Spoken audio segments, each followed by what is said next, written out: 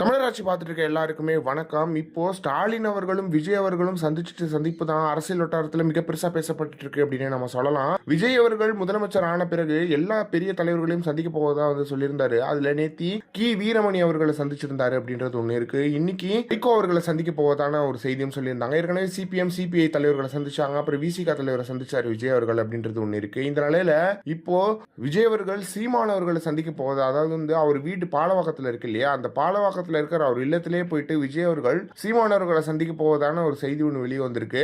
எனவே விஜய் அவர்கள் எல்லா தலைவர்களும் இப்ப ஸ்டாலினை போய் சந்திச்சிருக்காரு. கைகுலுக்கி போட்டோ எடுத்தாரு. என்னதான் சண்டைகள் இருந்தாலுமே, என்னதான் அரசியல் பிளவுகள் இருந்தாலுமே, இங்க எல்லா தலைவர்களும் எல்லாரையும் சமமா தான் பாக்குறாங்க அப்படின்றது ரொம்ப கிளியரா தெரியுது.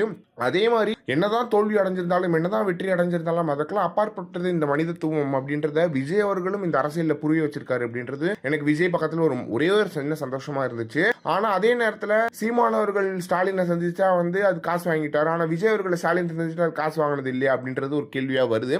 எனவே சீமானவர்களை விஜய் அவர்கள் பாலவாக்க இல்லத்திலே சந்திச்சா எப்படின்றது இருக்கும் அப்படின்றத மறக்காம கமெண்ட் பாக்ஸ் சொல்லுங்க. அதே மாதிரி இவங்க சந்திப்பானது அரசியல் வட்டாரத்தில் மிகப்பெரிய ஒரு பாதிப்பு ஏற்படுத்தும் அப்படின்றது ஒண்ணு இருக்கு.